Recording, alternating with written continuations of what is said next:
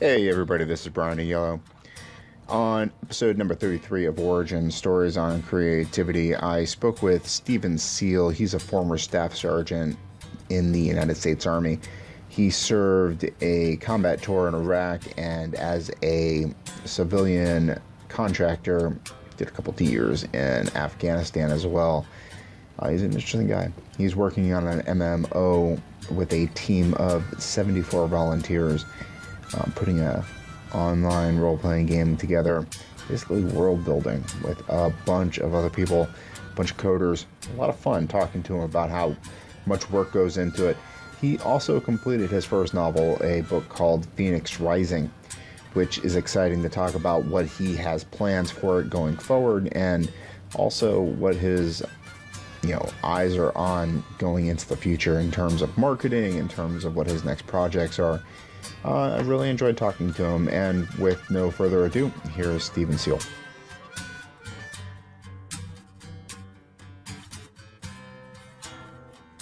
It's your first novel, Phoenix Ashes? Yes. And you were also first full-length novel. I've written some short stories. Oh, okay. And you're also the lore master for the up-and-coming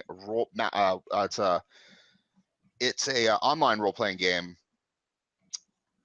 I was just looking at it. Yes. What's it called? Sacrament.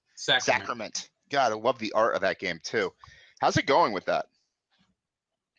Well, it's it's a completely volunteer project, so none of us are really getting paid, and as such, the work that gets done on it is done when people have the time to work on it. So yeah. I had the pleasure of speaking with Jeremiah Linscott a little while ago, and unfortunately, right. I had an issue with YouTube taking me down off of Google Hangouts, and I tried really hard to have the conversation. I don't know what's up with YouTube. Sometimes they just want to hassle people, and I had tried to record the conversation on Skype, so I got him, talking, and none of my conversation Right. at all. And I have not been able to reconnect with him. Yeah, unfortunately. But he's a great guy. God, he's at 74 volunteers. Is it that's the number? Yeah, that sounds about right. I think the last I'd heard it was 60 something, but yeah, we may be up to 74 now. How is it to work with that number of people on a project? I know you've been to combat and you've been in the Army, so I mean you've worked with numbers like that in the past, but I mean on a game like this, I mean, how does that feel to have contributed to something like that big? Well, most of us are working in smaller groups, smaller teams. So, like for instance, I'm in charge of the writing. In fact, lore master isn't my official title. That's I'm actually the lead lore writer is my official title. But I'm in charge of a team of writers. There's about maybe half a dozen of us or so, and but as some people leave the project and other people join. How many people are on your team? I'm sorry? How many people are on your team? Currently, it's about six. Six. Under me right now. Not including myself. I believe that's about right. And then there's also an art team, concept art team, and then we've also got the 3D modelers and so on. But for the most part, we work in our own area and really don't, aren't as much involved in the other thing. I'm probably a little bit more involved with the artists, with the art team than, others would be, because they need my lore in order to do their art. So I think you were mentioning your wife as an artist. She's actually the head of the concept art team. Oh, interesting. So do you guys collaborate in I'm sorry, what? Oh, yes, definitely. Oh, yes, definitely. So how does that, so I mean, so I'm definitely in love with the art on Sacrament. It's beautiful. I really like the way it's coming together. And how much hand in hand does that work in your household? I'm sorry, say it again. How does that work hand in hand in your house in terms of getting the art and the story together?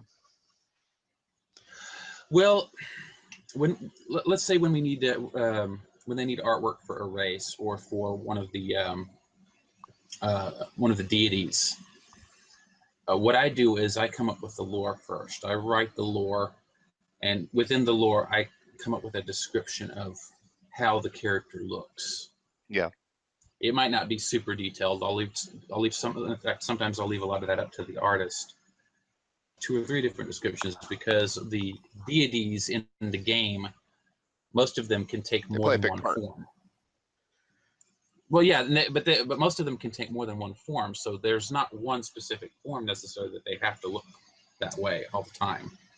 And so when we're coming up with concept art for them, you know, I may in the description say, well, this is an appearance that they often take, you know, but if there's maybe 2 or 3, I might sometimes give 2 or 3 different appearances for them, right?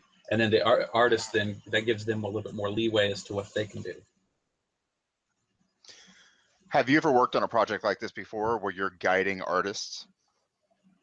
No, and in fact, I'm not really guiding them. I come up with the lore, the basic idea for the look, but then my wife, who's the art director, is the one who then fine tunes it. And well, I was looking at your bio. You're basically a historian by education, right? Yes. Yeah. Do you pull a lot of your ideas from history, mythology, and things of that nature, or where are you coming up with the lore itself at? What's I guiding dig your a lot ideas? into I dig a lot into history, especially with the deities. I look at a lot of the mythology, not just from Greece and Rome and the ones that we're more familiar with, but I'll pull stuff from lots of different places. Like I think one of the deities I based largely on a Lithuanian source, Interesting. if I remember correctly, or it was Latvian. Lithuanian mythology. Lithuanian or Latvian, I can't remember which. But there was one of the deities that in our final version, he has this magical pear that he throws up into the sky, and it creates a lightning storm. But that was actually based on one of the Baltic deities. I can't remember whether it was Lithuanian or Latvian, that actually had a yellow apple. You know, of course, I changed it so it's a red pear. But you know, I take some elements from that. Now, one thing I do try to do, especially like with the races, is I don't do a 1-for-1. In other words, you won't be able to look at one of the races and say, oh, this is just like this group. Yeah. Maybe heavy elements of that, but like for instance with the Fae, the Irish mythology that I pulled on, creating their culture. But it's not just Irish mythology. I've also pulled elements from other places, from even as far afield as modern day Ethiopia. Anthropology a little bit too, because I look at current tribal groups to get some ideas. Yeah, that's interesting. In terms of world building, I mean, that's basically one of the things you have to do is you have to be interested, right? I mean, there's such a wide world and so many different flavors that we're surrounded with, so many things that you can pull from throughout our history as human beings. Oh, and biology too. I mean, like with one of our races is a lizard race, and while I've largely based their culture on a mixture of various desert and the Bedouins, but others as well, there are also elements of their culture that are based more on actual lizard biology too. That's really cool. What kind of lizard? I'm sorry? What kind of lizard? Well, we don't really specify what type of lizard exactly. They're a lizard like race. They're humanoid lizards, if you will. But the physiology but comes into play. Well, for instance, real world lizards, you know, they like to lay out in the sun, right? Uh-huh. Our lizard, if you will, they have in heavy robes and are mostly nocturnal. But they're wearing these like heavy Bedouin-like robes, right? But because I wanted them to have a little bit of the essence of the real lizards, basically, I decided that during the day when where they do that is they have like these rocks that are out in the sun, and they'll lay aside their garments and lay out on the rocks to get the sun. right? So that's kind of one element of their culture that's pulled not from history or anthropology, but from biology. How does that influence the playable aspects of that class? Well, I mean, a lot of this stuff is lore. I mean, when you're looking at a game, especially a role-playing game, a lot of players really like having lore there for when they're role-playing, but a lot of people who just play the game for Loot. they're not going to be as interested in the lore, Yeah. and so that's not necessarily going to always be in the foreground. In terms of storytelling, it's definitely interesting in terms of stuff like that. But how do you build on? How do you use something like that to build on player experience? What do you mean exactly? Well, people like us, we like stuff like that. It adds flavor to the game. But how do you suck a player in with stuff like that? Like, how do you give that kind of brushstroke and then have the player's eye directed to it and go, wow, you know what I mean? It's kind of like the music, is it not? And they can click on the music and turn it on and off and not even pay any attention to it. But you've spent millions of dollars on your music and the player's not even paying attention to it. Right. Now, as far as the lore, though, I mean, that's one thing that I think it just adds a level of richness to it, which, I mean, you look at other games like, I don't know, like Elder Scrolls Online, for instance, and a lot of people will play through those games and never once pick up a lore book and look at it, right? Yeah. But then other people really live for that. So I think that it's important, though, to have it there, have the lore in place for the people that really like it. But I mean, you never really pick it up, though. It does add some atmosphere. So if there's a lore book on a shelf, it adds an atmospheric element. That's such a great example, honestly, because when I played through Skyrim, I would collect every single book. I was collecting every single book, and then I would get bogged down in the middle of nowhere and I couldn't move. I'd pick up that final book and just be weighted down, like, oh man, I have to get rid of something, but I want to collect all the books. What do I do? I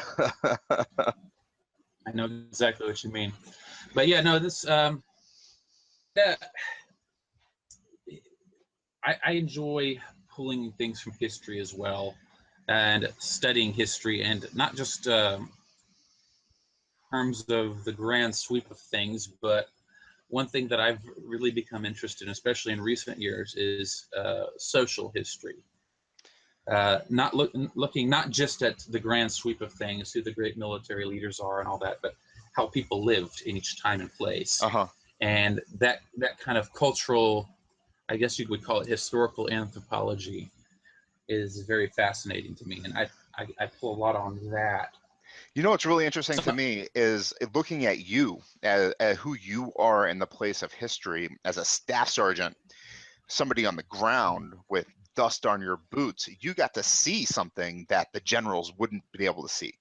You got to interact with the soldier. You got to see the boots on the ground. You know what I mean?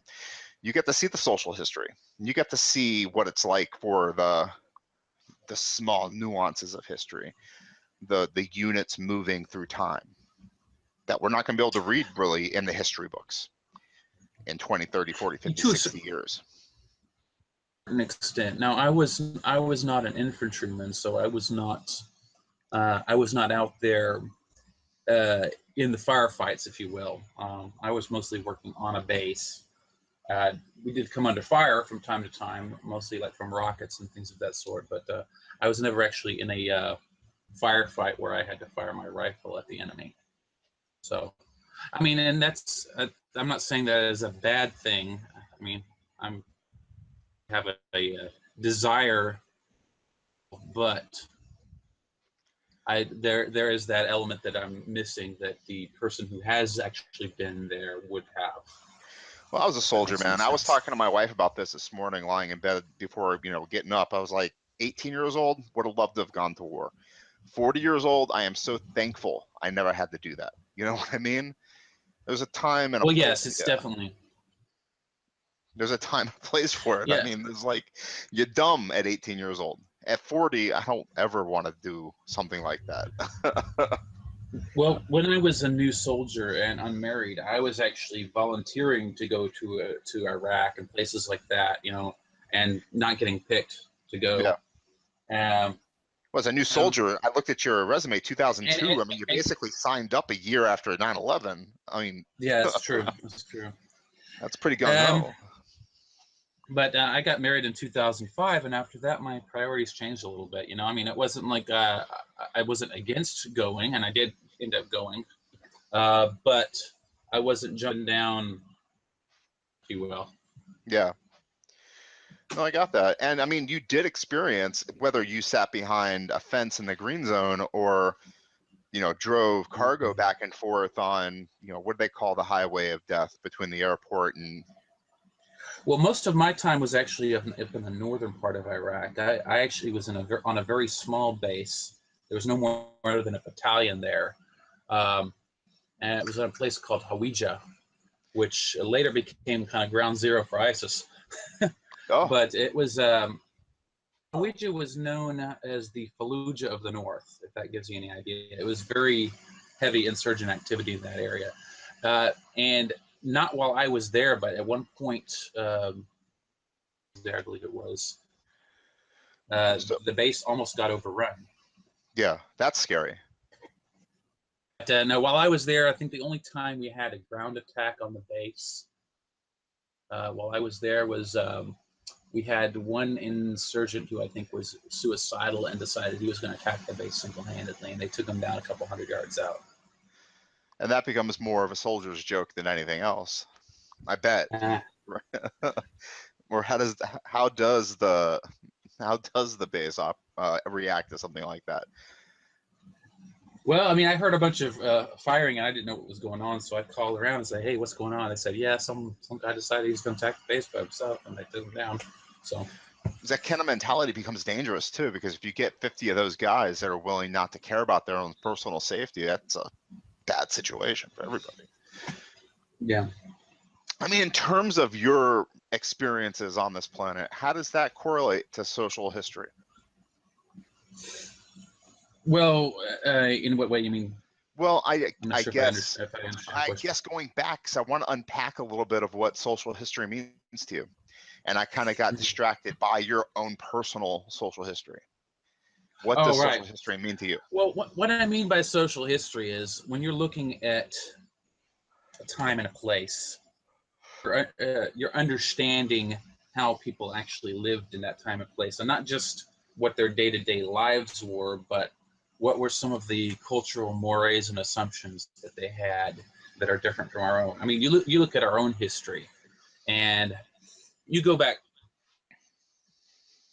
in the United States, and let's say that you magically were able to jump in a time machine and go back 50 years. Okay, I think most people would be in for a vast culture shock. Things work. Now, a lot of people think, well, it hasn't changed that much. And in some ways, they're right. My Wi-Fi is not working. I can't get data on my phone. No, I'm joking. I'm saying 50 years ago, I can't get Wi-Fi. Right. What's up with this? My phone's not working. Right, but then you go back even further, and the differences are even more marked. Yeah. You know, and there's things that we take for granted today that you go back before the Industrial Revolution, and people couldn't take it for granted. Like for instance, today, the average family, you know, you've got, I mean, you might have a small house, you might have a big house, but you're probably going to have at least a few rooms in your house, right? Yep. And families, 2-3 kids is the norm, maybe. And but you go back to before the Industrial Revolution, and most families, 95% of the families in the United States, 8 to 10 children was the norm. And the vast majority of those families were living in one-room houses, 12 feet by 12 feet, or maybe 14 by 14, where everything happened. I mean, that was the living room, that was the kitchen, that was the bedroom, that was the dining room, that was even the bathroom where they took their baths. Multi-generational too. And stuff. Sometimes. And although the life expectancy wasn't as long, so maybe not as much as it would be today, but also just the And it the really all social depended on where you were norms. too. I mean, if you were in the South, you died young. If you were in the North, And you might have lived a little bit longer. Might just, eaten alive by mosquitoes. potentially. Well, I think that probably would have more to do with class. And the mosquito thing, actually, that's one thing I think a lot of people don't really understand is that it was just as common in the North. Malaria was just as common in the North as it was in the South. And it wasn't really until the 1950s, 40s and 50s that the mosquitoes were killed off, mainly by use of DDT. Which had its own problems, birth defects and whatnot. Well, I think that's been kind of overblown a little bit. The numbers have been skewed around a little bit, so I don't completely buy into that. Now, I'm not saying that DDT didn't have its own, but no more than any other pesticide, I don't think. I think the problem was that you had one person who decided, knowing nothing about the subject, and everybody bought into it. And then the banning of DDT actually resulted in tens of millions of deaths in Africa, because after we'd wiped out malaria here in the U.S., all these countries in Africa who wanted it so they could wipe out malaria there, we weren't giving it to them, or weren't selling it to them, and so a lot of people died as a result. So that's another thing. You just kind of a lot of people often have these history that sometimes are not completely true. And they say, well, DDT caused the rise in cancer, but there's really nothing to back that up. They say, well, the percentage of children that were dying of cancer increased after the DDT was introduced, right? But if you look at the raw numbers, raw numbers weren't any higher. The percentage was higher because all these tens of thousands of children that were dying are no longer dying of malaria. So now suddenly cancer is the big killer. That's very interesting too, how social history can be manufactured by urban myths as well. Certainly. You know what I mean? It doesn't even have to be based on fact either. It could just be based on what your grandmother tells you is truth. Yes. And that. But yeah, going back to the social norms, though, back before the Industrial Revolution, like things that we take for granted, we take for granted that if we wanted another outfit to wear, clothing-wise, I'm talking about, we can go down to Kmart, Walmart, Target, wherever, pick up a whole set of clothing for probably less than $50, and for most people, that's maybe a day's wages, if that. And so we can stock our houses with, sometimes dozens of sets of clothing, right?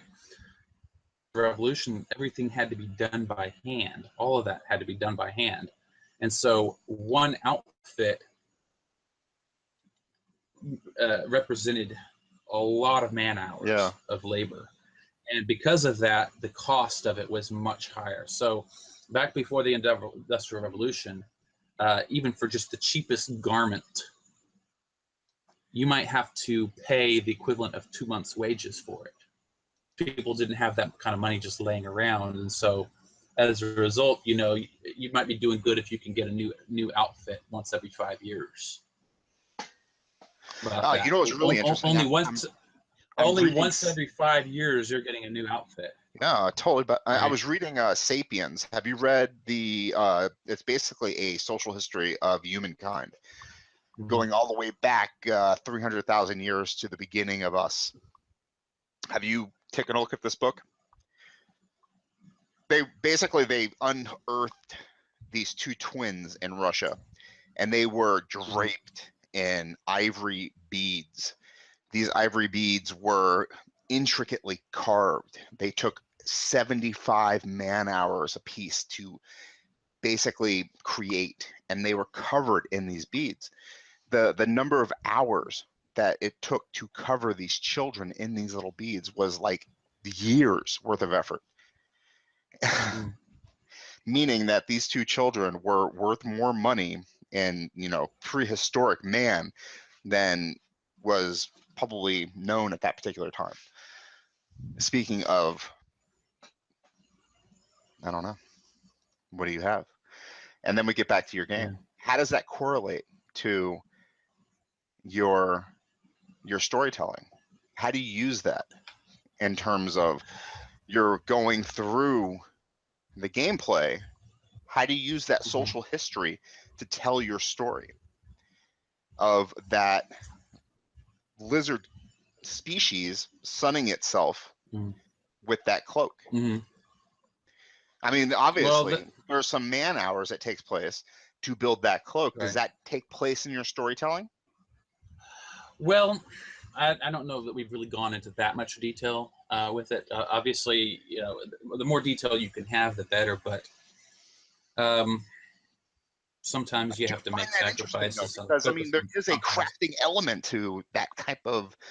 I mean, there is crafting in your game, I would assume, correct?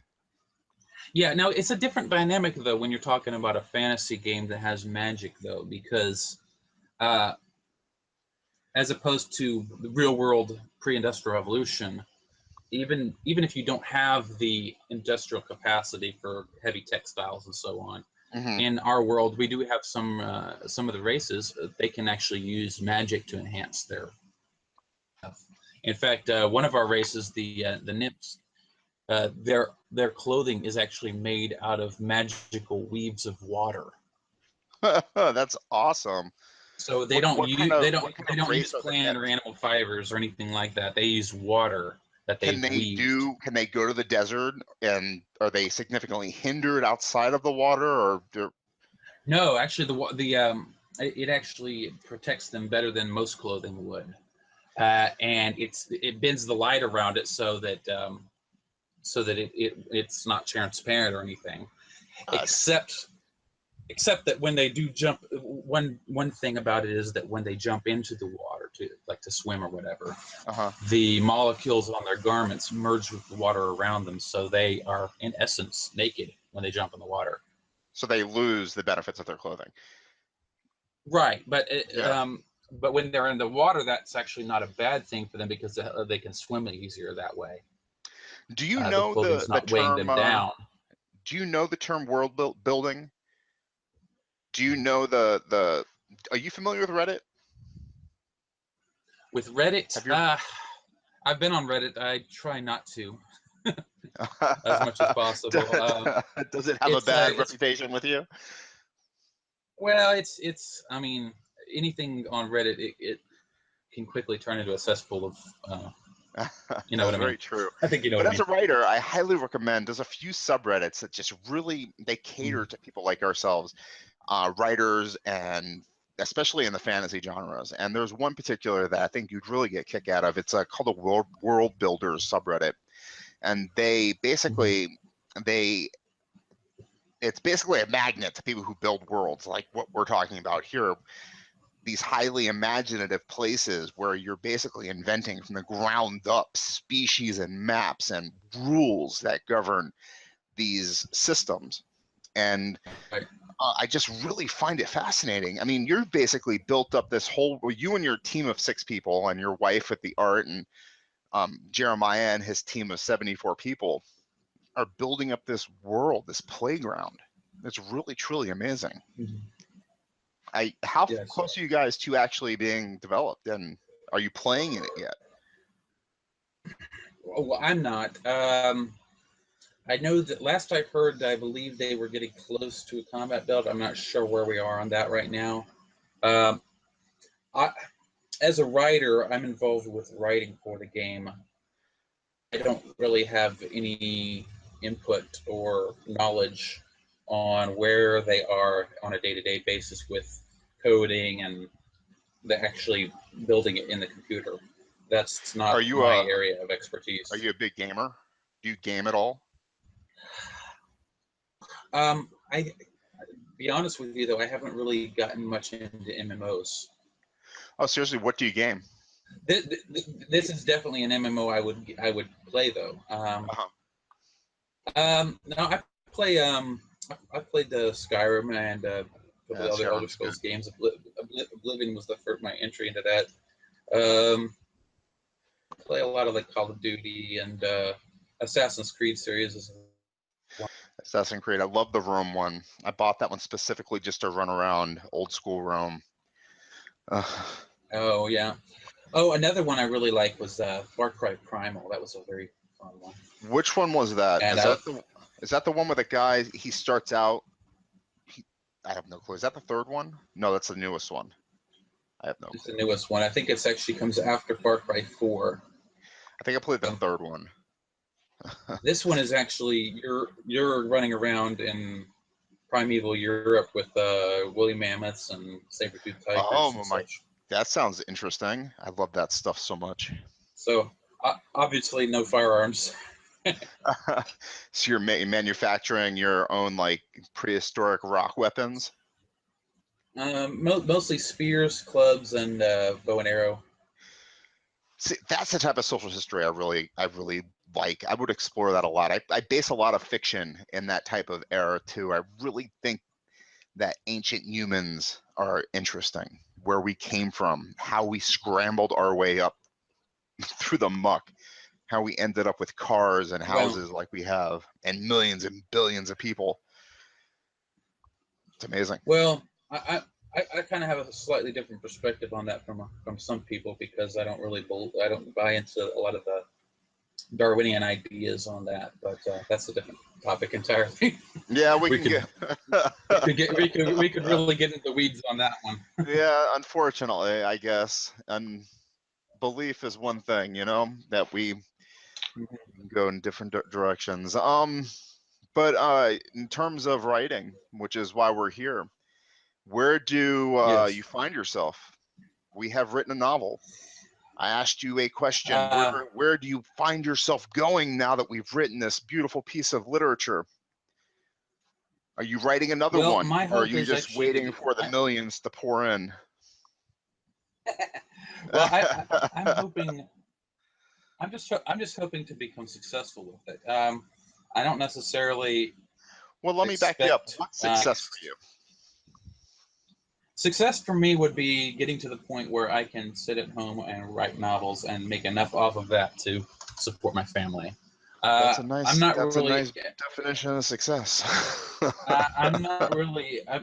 I mean, I'm not really interested in making hundreds of millions or billions like some of these people like J.K. Rowling or so on. But I mean, if I can be moderately successful to the point where I can publish a new novel once every 2 years and make enough off of it to support the family until the next one comes out or beyond, that would be success for me. So yes, I'm just hoping to get to that point.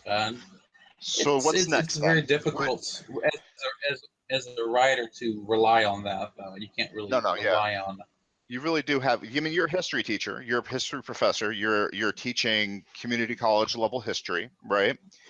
Well, I technically Navajos, I have. what are they? Apaches. What are they? I can't remember. What is the? Is it the Navajos? No, it's not the Navajos. I can't remember. Apaches. Oh, I can't remember what your mascot is. Something like that. Yeah. You're teaching history. What is your specialty? Well, what are you teaching history? I'm on the adjunct faculty at Tyler Junior College, but as an adjunct faculty, that doesn't mean that you're always teaching, because you have a class when they have a class for you. Oh, I see. Which is not always. That's the point. The classes can be few and far between sometimes, and you might luck out. You might have 2 classes in a semester. So you don't specialize. You just teach whatever they have.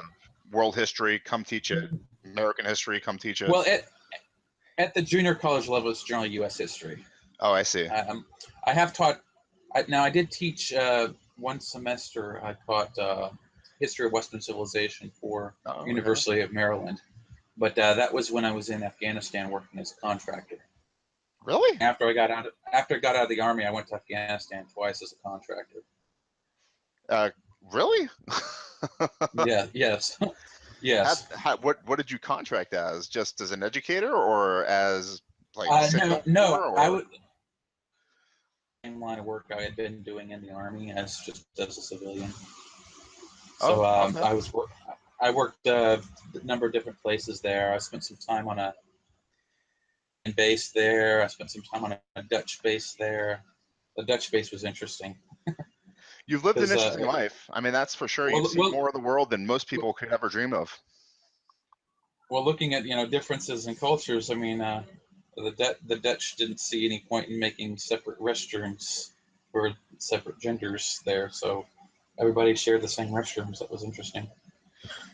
In terms of like military combat toilets, everything was open bay, or you had privacy at least.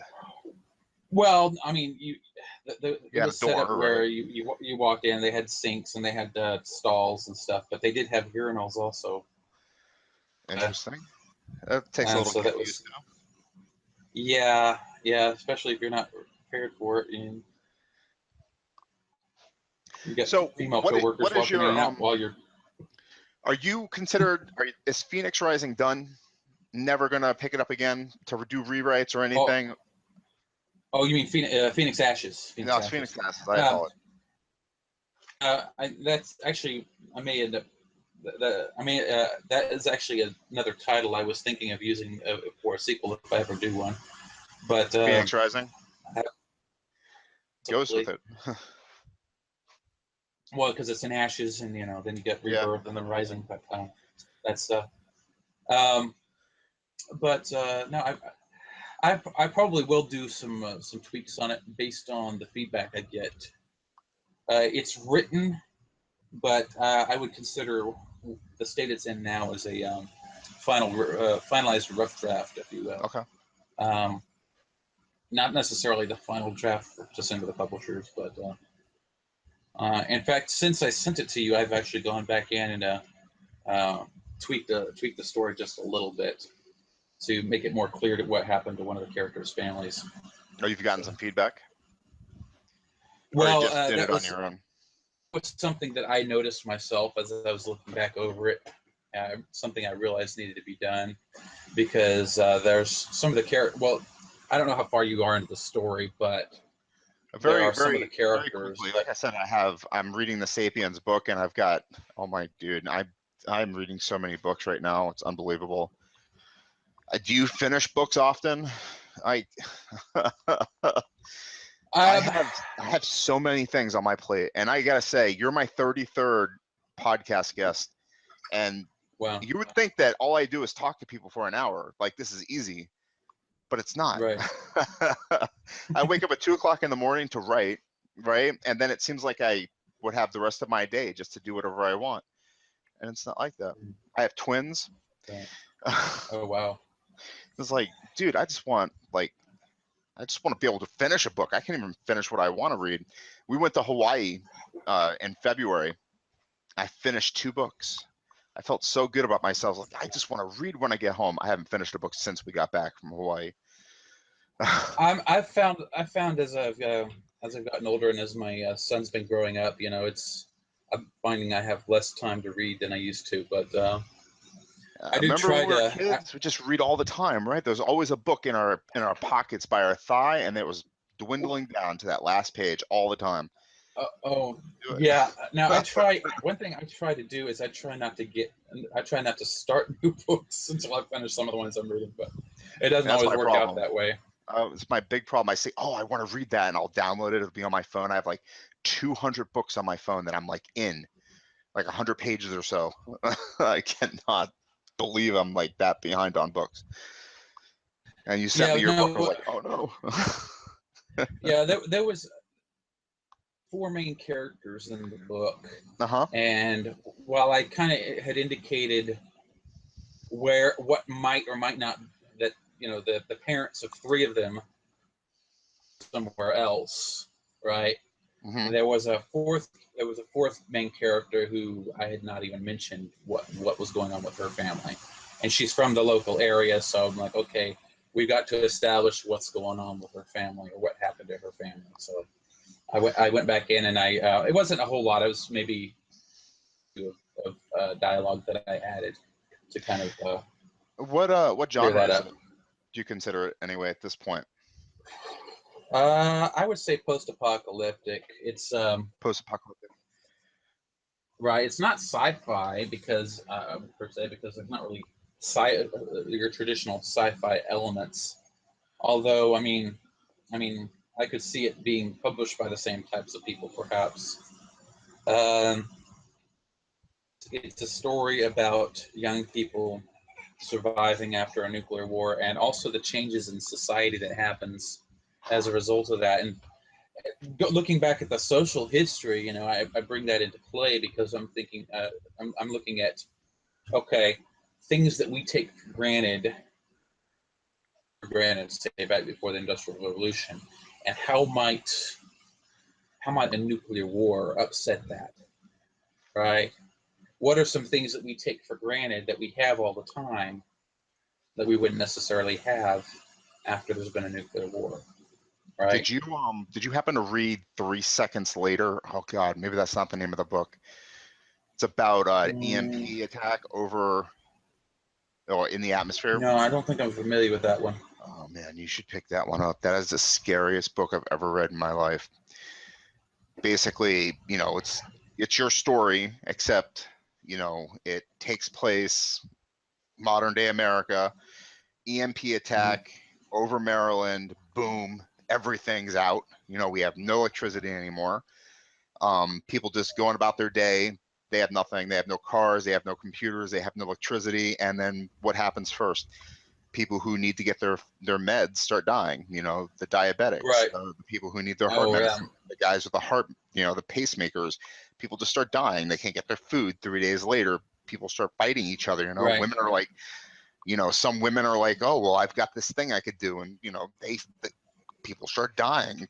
Percentages of our population start dying, and there are so many dead people within a week, and the smell is horrible. And it's the scariest book I've ever read.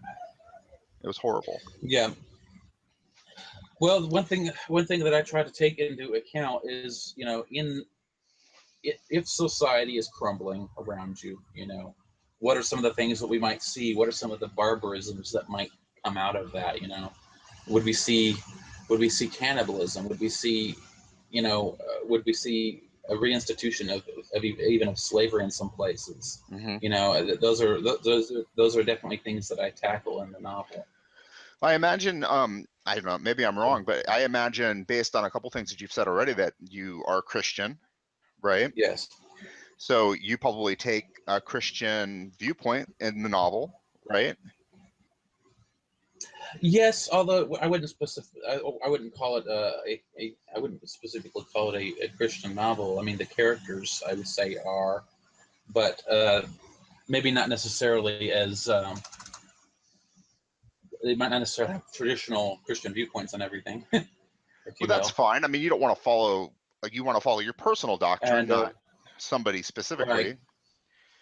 So I mean, some really conservative Christians picking up the novel might not really get into it as much because, well, for instance, there is some language in it, do you think that might be a market, though? That sort like appealing towards spiritualistic individuals who might be looking for something? I don't know. I mean, what? Well, this is primarily an adventure novel. It's not really that's not really the market for this. The market would be people who want an adventure story set in a post-apocalyptic environment. So if you like Mad Max, you'd probably like this. Are kind of surviving. How do they survive? Well, they survive they don't survive by cannibalism or anything. They survive by being better than the rest of everybody, or no, but they do run into other people who have devolved into doing things of that sort. So without, I don't know if you how much you want spoilers on this. No, I don't want you to spoil it at all. I guess I'm just curious what your plan of attack is for marketing. There are some. When you're actually ready for that to happen. There is a group of antagonists who have devolved into cannibalism. Yeah.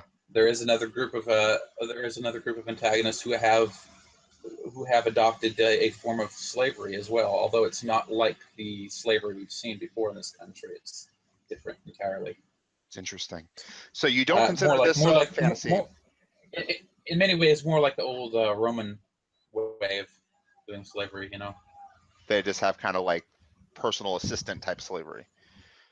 You're mine now. I wouldn't say that. I wouldn't say that exactly. they do have a large slave class in that society, but I don't want to say more without spoiling the novel. I understand. But yeah, there is an antagonist who has instituted that in his realm, if you will. So how much time has actually taken place in the novel, from the nuclear annihilation to? Well, the way that I write the novel, the very opening chapters take place before the war, before the nuclear war, which the nuclear war happens in the space of an afternoon, Oh, that's it. But the opening, boom, boom, it's over. Right. I mean, no more government society. Yeah. It's over. Right. Everything's collapsed pretty much, but well, for the most part, it could actually happen like that too. It'd be over with if people started dropping bombs. We'd have nothing more. We'd be basically barbarians at that point. Split the earliest chapters, it'll say war minus however many hours it is until the war happens, right? Yeah. And then after that, it's war plus however many days. Right. I believe at the end of the novel, if I remember correctly, we're looking at about 168 days after. Okay. All right, and this is something like that. Gonna be a trilogy. So it covers a space of a few months, really. A few months, but it's a trilogy, or is it just 2 books, a sequel? Well, it's one book right now. I don't know if I'll do a sequel. That's going to be largely dependent on whether I feel that there's a need for it or not. I'm open to doing one, but it would definitely be a lot different than the first book because of things that happen in the first book. I understand. A lot of the focus would be a little different. A lot of a lot of indie authors now are saying that they feel like there is better money in having the series lined up for publication before even trying to publish the first one. You know what I'm saying? So they have the first one written, they go ahead and write the second one and the third one, and then boom, they have the entire series. Do whatever. I don't write like that, but well, I have some ideas on what I could do for a sequel if I feel that that's necessary, but I didn't write the book initially with the idea that it was going to be a series. Right. What are you going to write? I wrote it as a standalone. Well, I want to go back to finishing up another novel because you talked about finishing a book, and I think you were talking about reading, but that kind of applies to writing as well. Yeah. I have another novel that I've actually been working on for a longer period of time. This one that I just finished, I started writing in December of 2015. Okay. So it took me about a year and a half to finish it. All right. But I have another one that I've been working on since December of 2011. I'm there, man. I know exactly what you're talking about. I have novels older than that sitting there begging me to work on them. It's maybe halfway written. Okay. Right. But I put it on the back burner while I've been working on this other one, and I may want to go back and finish that now. It's a little different though because with the one that I've been writing, the one I just finished, it's post-apocalyptic novel, so it's future, and because it's set in the future, there's as long as you know the area where the story's taking place, that makes it easier. But the other one, the one that's kind of been on the back burner, is one that has a historical setting. Where are you setting it at? 1830s. Okay. In Texas in the late 1830s. Oh, right? Nice. Mexican-American War era. Well, more like Texas Revolution and just after. Davy Crockett and all that good stuff. Right. In fact, that's actually Davy Crockett is a character in it. Oh, cool. And it's kind of an alternate history type of novel because the premise is... I love me some alternate history. Yeah, the premise is someone goes back in time, or someone invents a time machine, I should say, and takes a big shipping container back in time to the Alamo for weapons. So you got Davy Crockett and the Defenders of the Alamo with some assault rifles and 50 cals, right? And so it's like, what if drop off a bunch of 50 cals in the Alamo? I love it. What if instead of being a heroic defeat, what if it ended up being a major upset victory. Does And most of the defenders of the Sam Alamo actually Houston, survived. does he rally the troops with a heroic victory and not a heroic defeat? Or does he just get fat and lazy down in, you know, wherever he was at and just, I don't need to do nothing. Well, the Mexican army is defeated at the Alamo, though. Right? So Do they rise up? So San Jacinto never happens. Houston doesn't become the big hero of the revolution. Exactly. Crockett, who survives the battle, that does.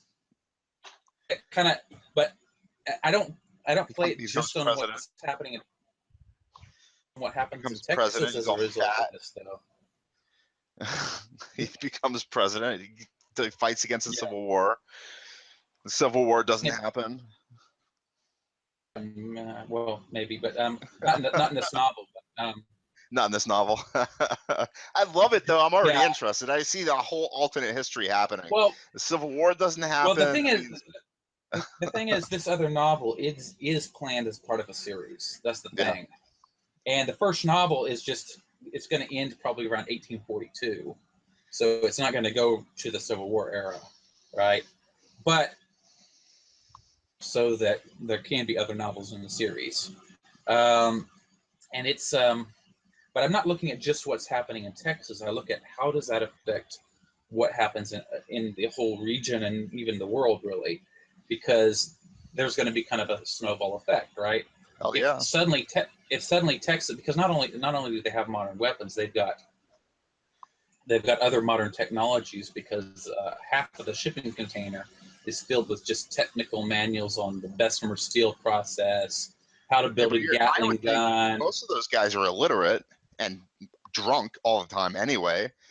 I'm thinking kills them all eventually. The entire area speaks Spanish. Actually, most of the defenders of the Alamo were very well read. David Crockett was a very eloquent guy. Davy Crockett sells it to the Mexicans for millions of dollars.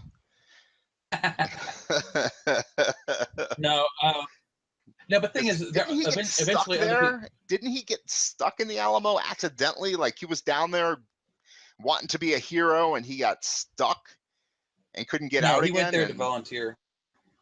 Oh, he went to volunteer. Went there to volunteer.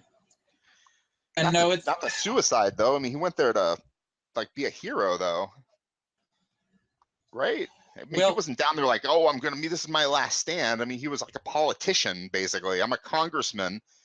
I lost my race to be a congressman again, so I'm going to go down to Texas and I'm going to help them win against those horrible Mexicans. Well, David Crockett was a very heroic individual though, so he was not the type. Even if he sees, hey, this is going to be a last stand, he's not going to be the kind to run away from a fight, even if he thinks it's going to be the end of him. You know, I don't know. They were all stuck though. That was the kind. Weren't they? I mean, they didn't have a choice. It's not like the back door was open and said, "Hey guys, you have a choice. You could stay or you can leave if you want." But no, they did stay. No, they did have a choice. They could have slipped out of there. People coming and going all throughout the siege of the Alamo. There were people slipping in and out through the Mexican lines. So the whole garrison could have abandoned it and escaped. But the thing is, they felt that it was necessary to the Mexican army there so that the rest of the army could rally. And if they hadn't held up the Mexicans there for 13 days, then Sam Houston would not have been able to build up the army to the extent that it was for San Jacinto. So what would you do? Alternate history. That 13 days didn't happen, and they kicked their asses in the first day or two. Well, no, actually, this happened. Thing that's different about the timeline of the siege, because when the time traveler goes back, they go back to 2 days before the end of the siege. They're on like day 11 of the siege already. The only thing I don't like, I mean, I know you don't care about my opinion, but I hate the time travel aspect. You don't like that part. That's one thing that's going to be a little different though, because the time traveler isn't. Well, I don't know if I should say this, but let's just say the time traveler is not going to be an ongoing factor in the story. To me, it sounds like a Deus Ex Machina, where you're just kind of like, throw a time traveler in there to get my story going, and then then I'll get the fun started. are you going to introduce modern weaponry and modern technology back to that time period without time travel? You know, How can you make Davy It's Crockett there. win without it? Can you have it happen without? How did they lose to begin with? Was it just they were just Outnumbered. badly outnumbered and that was pretty much it, or? They were pretty much badly outnumbered. There were 183 defenders of a mission. It wasn't even really a fort. It was a mission that had been fortified. And the Mexican army was numbered in the thousands. We don't know exactly how many there were. We do know that Santa Anna, when he set off from Mexico, he had about 10,000 troops. Now, we do know that by the time he got to Texas, it's likely that he only had about 6,500 when he got to San Antonio. And then about 2,500 of those were dispatched under General Urrea de Goliad. So he probably had about 4,000 troops there at the Alamo. The Mexican dictator did. So we're talking 4,000 on one side and 183 on the other side. So now, the Texans question for did me, have... Why did he decide to spend 4,000 troops on 183 people? You know what I mean? I'm not Texas history is not my forte, so I'm not really sure. Why would he spend? There's 183 guys in there. I'm going to spend 4,000 troops. Well, I think on part of it's dislodging pride them. because the siege of the Alamo, the one that we're talking about here, it was February 23rd to March 6th of 1836, right? Well, just a couple months before this, though, in December of 1835, had captured the Alamo and San Antonio from Santa Anna's brother, General Cos, and humiliated him in the process. So the dictator's brother and his army has been humiliated, and so I think for him it was probably a point of pride to want to try to take it back. Yeah, you know, that makes and sense. he couldn't really bypass, and it wouldn't really, also even from a military standpoint, it wouldn't really have made sense for him to bypass it, because then you're leaving this fortified position for supply chain, you know. So really, so honestly, if you take away the pride, if he didn't, and you make him make sense right, in that one instance, they don't win the war, and they don't lose the war, right? Well, I mean, if you take his the Alamo was cojones out of it, if you take his manhood out of it, right? If you make him make it wouldn't make decision, it would. It's for him not to attack it. The best thing for him to do is not because to attack if Santa Alamo. Anna. No, it wouldn't have been.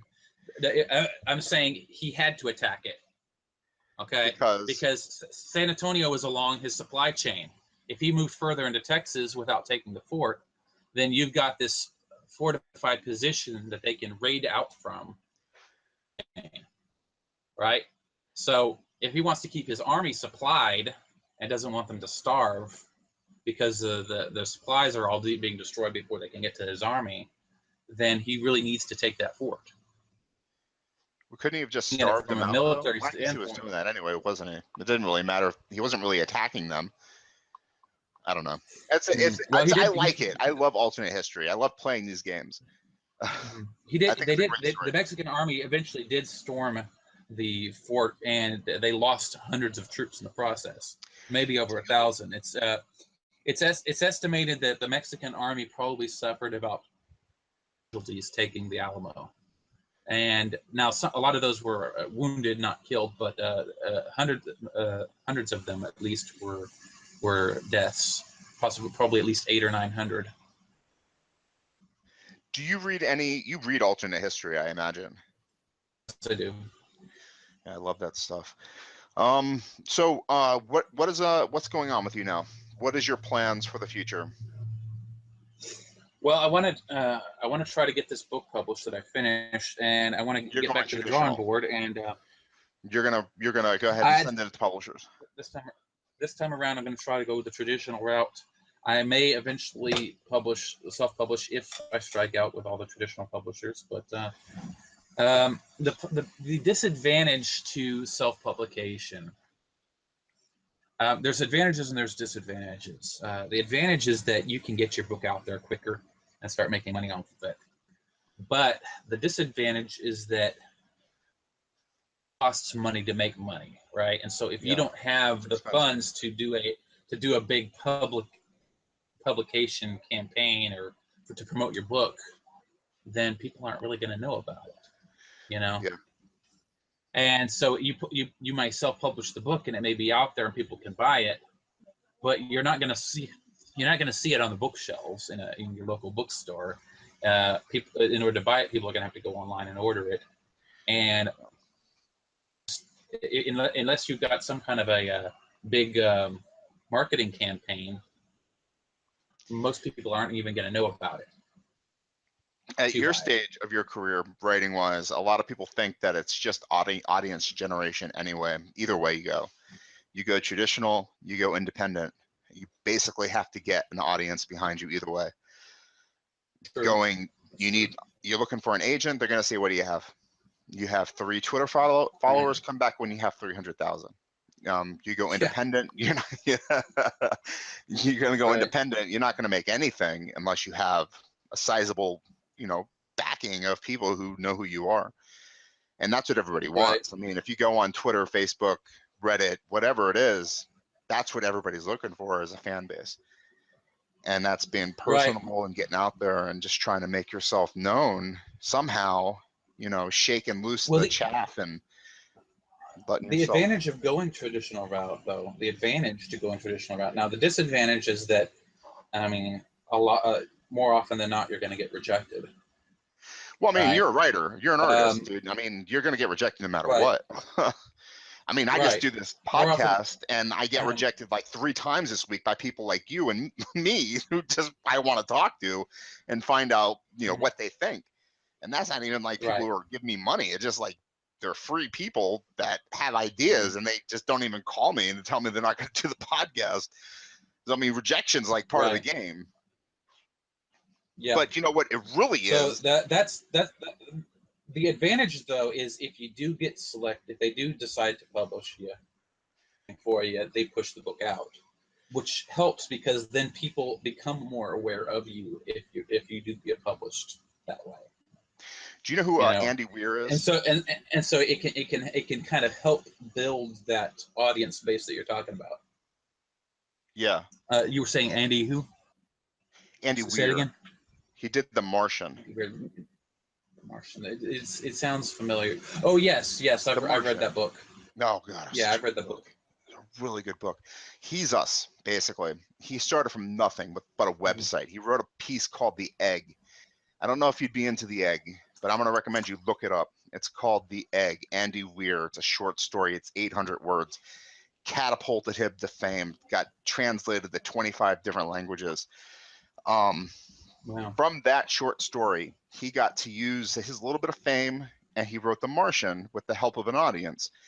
And you know what happened with The Martian? It got picked up by Ridley Scott. He was able to make a movie. He's on his 2nd novel now about, moon, whatever it's called, colonization. But it's all about that audience. Yeah. In terms of traditionally publishing yourself,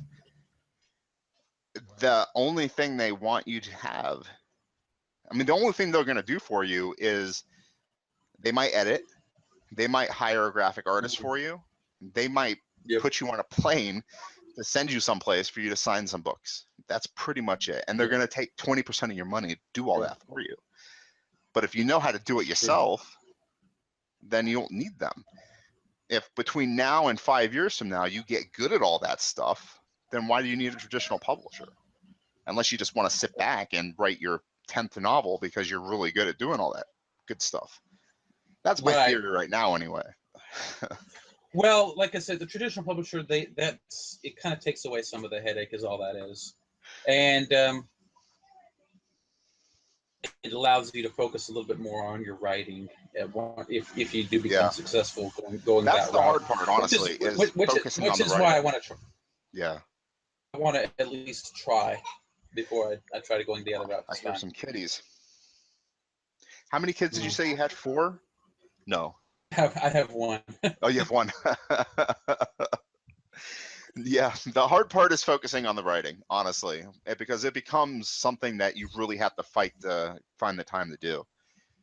I try to do 4 pieces of new fiction every single month, and then I have the work in progress too. The novel that I'm trying to finish, that you have to finish, and that just becomes a headache. You know what I mean? I'm on my a rewrite, and I have to get to the ending. I'm only 10% of the way done. It's like, oh. Oh, I have a number of projects I've started on and haven't finished yet. I mean, in addition to the alternate history one, I've also got another one where it's and you're probably gonna laugh, but it's kind of like another one of those like alternate history type things where but it's like a hidden history though, really, because the story is that this event is covered up, so to speak. Yeah. Basically, it's all about Julius Caesar and his legions fighting alien mechs. Why not? Yeah, and then it kind of, it's almost like I don't know if you call it a temporal loop type thing, because the events that lead to the alien mechs going back in time is all actually kind of spawned by the discovery of the alien mech, of the remnants of the alien mechs, among these Roman ruins. So you know what might work for you, as just in both of these stories, you know how NASA's come out? I don't know who he was in NASA. They said that we live in a hologram, not a hologram, but what's the term? Do you know what I'm talking about? That just recently came out and said that we live in a hell. But anyway, we live in like a hologram or something. Sure. What is it? Okay. Okay.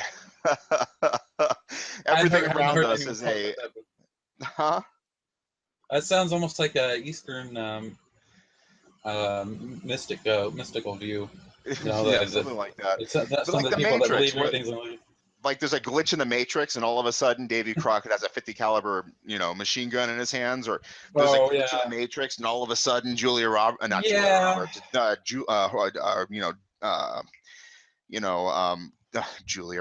Julius Caesar is fighting. There's quite different people there. Is fighting, Doctor Who style mech men or something. I don't know. I just had a mental image. Of Julia Roberts dressed as a Roman centurion. No, that would be the best. It just make the books as crazy as possible. I mean, what was really popular 5 years ago was dinosaur porn. So I mean, just okay, well, I don't even want to go there. I thought about it briefly. I was like, dinosaur porn, how would that even go? And then my wife found me a story, and I read like 2 pages of it, and I'm like, nope, I'm not gonna go there. Yeah, it was pretty horrible. Oh man. Well, one of the short stories that I published in that anthology, actually, I think I sent you a link to that, the Dragon Hill and Other Stories. One of the short stories, the titular story, Dragon Hill, is actually part of Create, because I had an idea for a full-length novel set in that universe. Something that's also been kind of on the back burner for a while. So what I like about you is that you're writing. You write, and that is the most important thing. Just write, get it down, and just keep writing, because that's the most important part of this whole game. You can't be a writer if you're not writing, and that's all there is to it. I hope they get you in the classroom, man. I really do. Did we forget to mention anything? Is there something that we left out that you definitely want me to? Do you want to include? Can't really think of anything at the moment.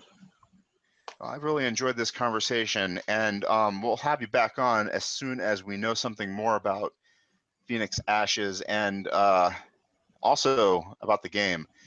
I hope we covered that enough. It doesn't seem like a lot has developed right now. It's still in the same place. About the game, real quick before I go, one thing I did want to talk about was, I'd say probably the most enjoyable thing I've found in creating these different races in the game is looking at the languages. And some of them I've developed a little bit more than others. I haven't gone to the extent of like Tolkien or anything in each of the races, but they all speak something called common in the game. world, but some of them do have remnants of their own. The Wood Elves is one of them, but I also have others. And that's another thing that has always fascinated me, is looking at the history of language and kind of using those roots of language to create stuff like this. So like some of the races will have they might have separate languages, but their languages might have a common root and things of that sort. That's really neat. And I'm sure what that's called, the language building. And that's really popular now too. Check out the World Builders subreddit if you can. I'll shoot you an email. And I don't know if you sent me anything. Go ahead. If you look at the lore on the Wood Elves, which is on our site, the language that I developed on there, I actually based largely on the language of the Karankawa, which is a Native American tribe that used to live on the Gulf Coast of Texas. They're now extinct, but there are some elements of their language that have survived, and so I took some elements of that, along with a little bit of elements of Caddo and Shawnee and a couple others, and I didn't take it wholesale necessarily. I did try to modify it here and there, but that's kind of what Tolkien did also with his Elvish languages. I mean, if you look at Sindarin, well, that was Quenya. Quenya was one of the Elvish languages, which he based largely on Finnish, but then Sindarin he based largely off of Welsh, a mixture of Welsh and Irish. So.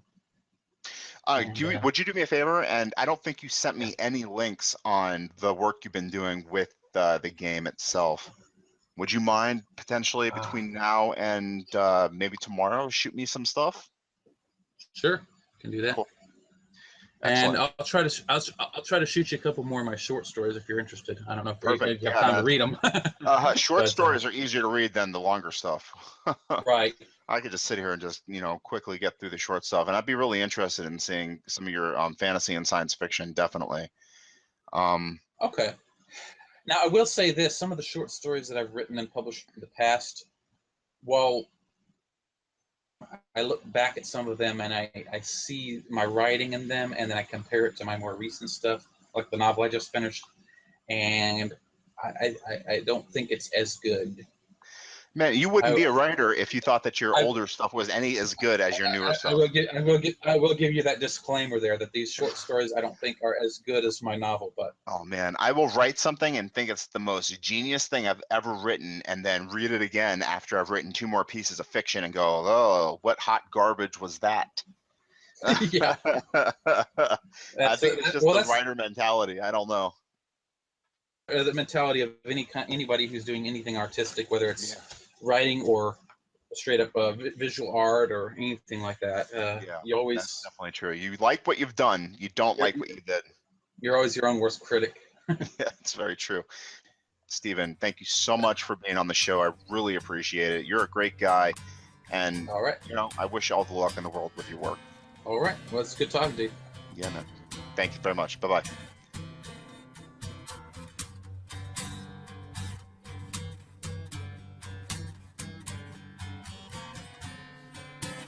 And that was Stephen Seale. Next up, I'm hoping to speak with Chris Lee. We had to reschedule from earlier this week, and I'm hoping to speak with her later on. If not, I've got a take 2 with